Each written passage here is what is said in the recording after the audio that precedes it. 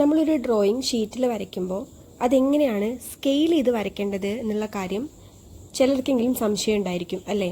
അതായത് എന്താണ് ഈ സ്കെയിലിംഗ് എന്നുള്ളതുകൊണ്ട് ഉദ്ദേശിക്കുന്നത്, എന്തിനപ്പം നമ്മളിതിനെ സ്കെയിൽ ചെയ്ത് വരയ്ക്കുന്നത്, നമുക്ക് ഇഷ്ടമുള്ള ഒരളവിൽ അങ്ങ് വരച്ചാൽ പോരെ എന്നൊക്കെ പലർക്കും തോന്നാറുള്ള ഒരു സ്വാഭാവികമായിട്ടുള്ള സംശയമാണ്. അപ്പോൾ നമുക്ക് എന്താണ് സ്കെയിലിംഗ്, അതെങ്ങനെയാണ് ചെയ്യുക എന്നുള്ളത് നമുക്ക് നോക്കാം. എക്സാം ഇവിടെ എത്താറായിട്ടുണ്ട്. അപ്പോൾ ഒരു ഡ്രോയിങ് വരയ്ക്കുന്നതിന് തൊട്ട് മുമ്പ് ഏറ്റവും ഇമ്പോർട്ടൻ്റ് ആയിട്ടുള്ള കാര്യമാണ് അതിനെ സ്കെയിൽ ചെയ്തിട്ട് ഒരു പ്രോപ്പർ ഡയമെൻഷനിലേക്ക് അതിനെ കൺവേർട്ട് ചെയ്തിട്ട് വേണം നമ്മൾ എന്ത് ചെയ്യാൻ, ഷീറ്റിൽ വരയ്ക്കാൻ വേണ്ടിയിട്ട്. അപ്പോൾ പ്രധാനമായിട്ടും 3 രീതിയിലാണ് നമ്മൾ സ്കെയിലിംഗ് ചെയ്യാറുള്ളത്. ഒന്ന് റെഡ്യൂസ്ഡ് സ്കെയിലാണ്. അതായത് റെഡ്യൂസ്ഡ് സ്കെയിൽ എന്ന് ഉദ്ദേശിക്കുന്നത് നമ്മൾ ഇമേജിനെ ചെറുതാക്കി വരയ്ക്കുക.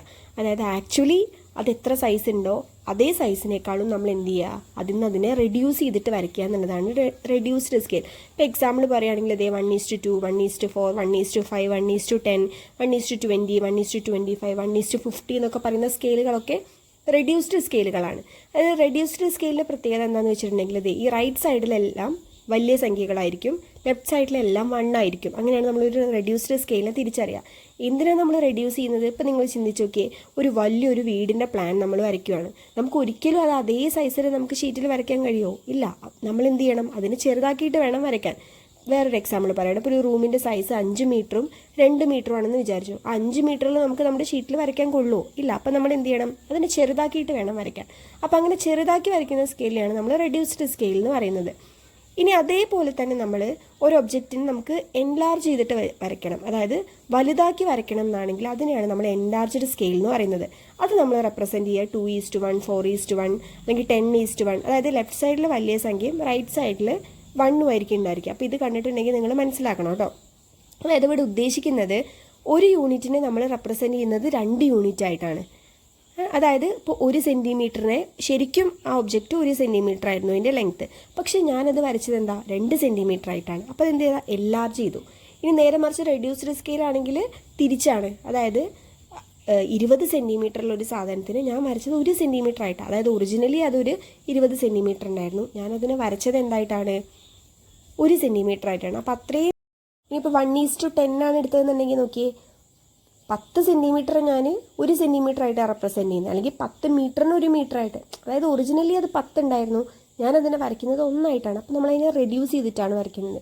ഇനി ഫുൾ സ്കെയിൽ എന്ന് പറഞ്ഞിട്ടൊരു സ്കെയിലും കൂടെ ഉണ്ട്. നമ്മൾ അതിൻ്റെ സെയിം സൈസിൽ വരയ്ക്കുകയാണെങ്കിൽ 1:1 ആണത് റെപ്രസെൻറ്റ് ചെയ്യാറുള്ളത് കേട്ടോ. സെയിം സ്കെയിൽ വരയ്ക്കുന്നതിനാണ് ഫുൾ സ്കെയിൽ എന്ന് പറയുന്നത്.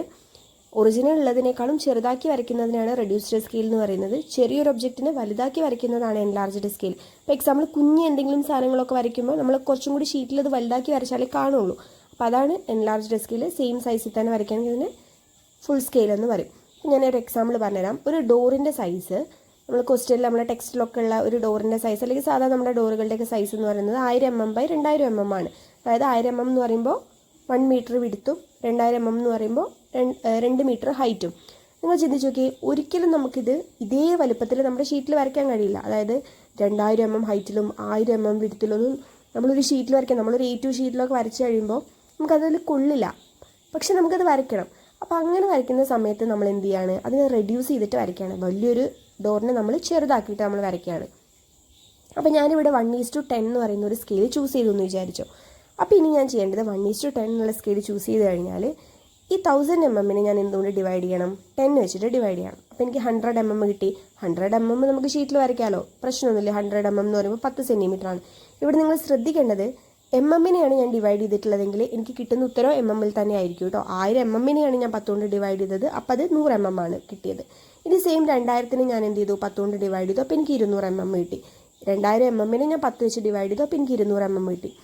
ഇനിയിപ്പോൾ അതിൽ തന്നെ അതിൻ്റെ പോസ്റ്റിൻ്റെയും അതുപോലെ തന്നെ ഹെഡിൻ്റെയും ഒക്കെ വിടുത്തുകളൊക്കെ പല അളവുകൾ കൊടുത്തിട്ടുണ്ട്. അപ്പോൾ അത് 80 mm ഞാൻ 10 കൊണ്ട് ഡിവൈഡ് ചെയ്തപ്പോൾ എനിക്ക് എന്ത് കിട്ടി, 8 mm കിട്ടി. ഇനി അതുപോലെ തന്നെ വേറൊരു എക്സാമ്പിൾ നമുക്ക് നോക്കാം. ബ്രിക്കിൻ്റെ സൈസ് നമ്മൾ സാധാരണ ഇതിൻ്റെ ഒറിജിനൽ സൈസ് എന്ന് പറയുന്നത് 200 mm by 100 mm by 100 mm ആണ്. നമുക്ക് ഈ സൈസിൽ വരയ്ക്കാൻ കഴിയില്ല. അതുകൊണ്ട് നമ്മൾ എന്ത് ചെയ്യും, 1:10 ഞാൻ അതിനെ റെഡ്യൂസ് ചെയ്തെന്ന് വിചാരിച്ചു.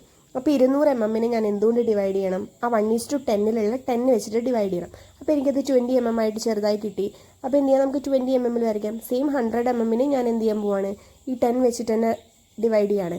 അപ്പോൾ നിങ്ങൾ ശ്രദ്ധിക്കേണ്ട കാര്യം, ഒരു ഫിഗറിൽ നമ്മൾ ഒരേ സ്കെയിൽ മാത്രമേ ഉപയോഗിക്കാൻ പാടുള്ളൂ. ഇപ്പോൾ 1:10 ഞാൻ എടുത്തു കഴിഞ്ഞാൽ ബ്രിക്കിൻ്റെ ആ ഒരു ഫിഗറിൽ അല്ലെങ്കിൽ ആ ഒരു ഡ്രോയിങ്ങിൽ നമ്മൾ ബ്രിക്കിൽ പിന്നെ നമ്മൾ 1:10 മാത്രമേ ഉപയോഗിക്കാൻ പാടുള്ളൂ.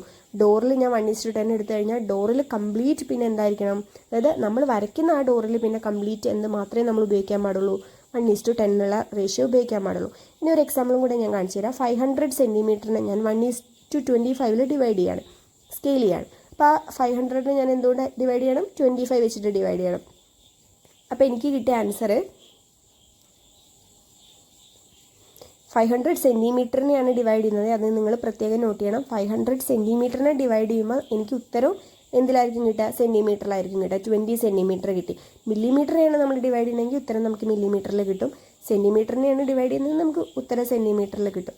അപ്പോൾ ഇതാണ് അതിൽ ശ്രദ്ധിക്കാനുള്ളത്. അപ്പോൾ ഇവിടെ സ്കെയിൽ എന്തായി, 1:25 ആയി. അപ്പോൾ നമ്മൾ കോമൺലി നമ്മൾ ഉപയോഗിക്കുന്ന റെഡ്യൂസ്ഡ് സ്കെയിലുകൾ എന്ന് പറയുന്നത് 1:2, 1:10, 1:20, 1:25, 1:50, 1:100 ഈ ഒരു സ്കെയിലുകളൊക്കെയാണ് സാധാരണ നമ്മളൊരു എഞ്ചിനീയറിംഗ് ഡ്രോയിങ്ങിൽ റെഡ്യൂസ്ഡ് സ്കെയിലായിട്ട് ഉപയോഗിക്കാറ്. പിന്നെ നമ്മൾ ഫിഗേഴ്സൊക്കെ നമുക്ക് ഷീറ്റിൽ റെഡ്യൂസ് ചെയ്തിട്ട് തന്നെയാണ് വരയ്ക്കാനുള്ളത്. അപ്പോൾ കോമൺ ആയിട്ട് ഈ സ്കെയിലുകൾ തന്നെ നിങ്ങൾ ചൂസ് ചെയ്യാൻ വേണ്ടിയിട്ട് ശ്രമിക്കുക.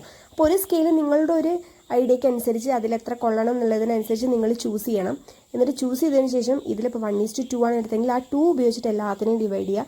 1:10 ആണ് നിങ്ങൾ എടുത്തെങ്കിൽ ആ 10 ഉപയോഗിച്ചിട്ട് എല്ലാത്തിനെയും ഡിവൈഡ് ചെയ്യുക. ഏതാണോ സ്കെയിൽ ചൂസ് ചെയ്തത് അത് വെച്ചിട്ട് ഡിവൈഡ് ചെയ്യുക കേട്ടോ.